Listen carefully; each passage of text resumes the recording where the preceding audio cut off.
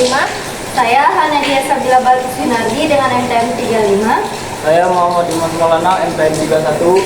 Saya Tirta Nur Hafizah dengan MPM 27.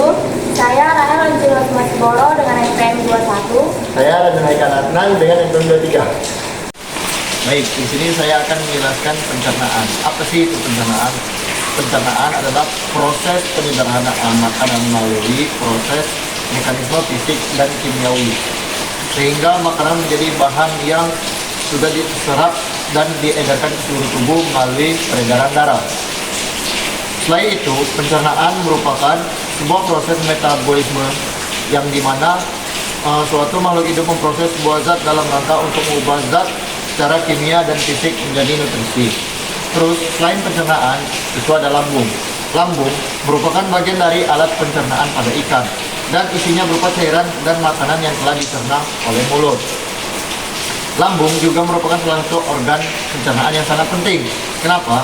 Karena lambung, atau sering disebut juga ventriculus ini, adalah bagian dari saluran pencernaan yang terletak setelah esofagus dan sebelum usus.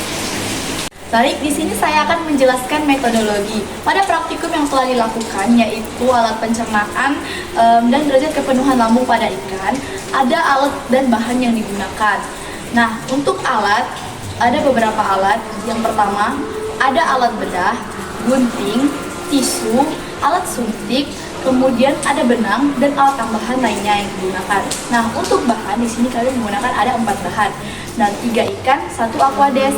Nah, untuk ikan yang pertama itu ada ikan nila atau Oreophromis niloticus. Untuk ikan yang kedua itu ada ikan kakap merah atau Crijanus campecanus, dan ikan ketiga itu ada ikan tongkol atau Euthinus ampinis, dan yang keempat itu kami menggunakan aquades. Nah, di sini untuk menghitung DKL kami menggunakan rumus DKL, yaitu volume isi material dibagi volume isi total lambung dikali 100%. Baik, itu saja yang dapat saya sampaikan. Terima kasih. Pada usus ikan nila memiliki ukuran yang lebih panjang, yang berarti ikan nila tergolong ke dalam ikan omnivora. Sedangkan pada ikan kakap memiliki usus yang lebih pendek dari ukuran tubuhnya, yang berarti ikan tersebut tergolong ikan karnivora.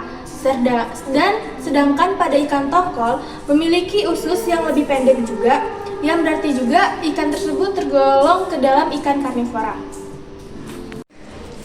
Pembahasan pada lambung. Lambung ikan adalah organ penting dalam sistem pencernaan yang berfungsi dalam mencerna makanan ikan. Pada lambung ini, derajat kepenuhan lambungnya itu dihitung menggunakan rumus volume isi material dibagi dengan volume isi total lambung dikali 100%. Volume isi material itu ialah aquades, dan volume isi total lambung itu adalah isi lambung yang sudah disuntikkan dengan aquades.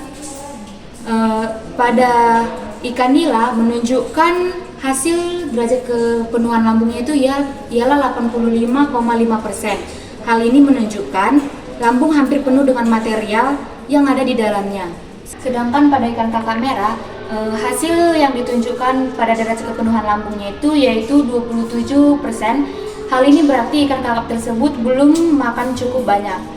Dan terakhir pada ikan tongkol, yaitu hasil derajat kepenuhan lambungnya itu, hasil perhitungannya itu didapat 70%, yang menyimpulkan ikan tongkol ini telah makan dalam jumlah yang cukup untuk mempertahankan energi, tetapi belum sepenuhnya penuh, sehingga proses pencernaan masih bisa berlangsung secara optimal.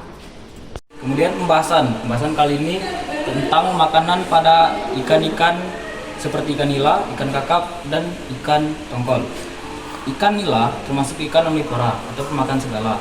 Ikan nila biasanya memakan zooplankton, fitoplankton, ikan-ikan kecil, dan lainnya. Kemudian ada ikan kakap merah yang memakan ikan kecil, kemudian ada kepiting, lobster, dan udang-udangan. Kemudian ada ikan tongkol termasuk ikan karnivora yang memakan ikan-ikan kecil, kemudian kepiting, udang, dan lainnya. Sekian, terima kasih. Baiklah, di sini saya akan membahas mengenai cairan lambung berdasarkan pengamatan pada mikroskop. Yang pertama itu pada ikan tongkol. Pada ikan tongkol, cairan lambungnya itu terlihat seperti benang dan juga cairan putih, yang dimana itu merupakan sisa makanan dari lambung mereka. Yang kedua itu ikan kakap merah. Itu cairan lambungnya itu terlihat seperti titik-titik dan juga benang, sama seperti ikan tongkol. Dan itu juga merupakan sisa makanan dari lambung mereka.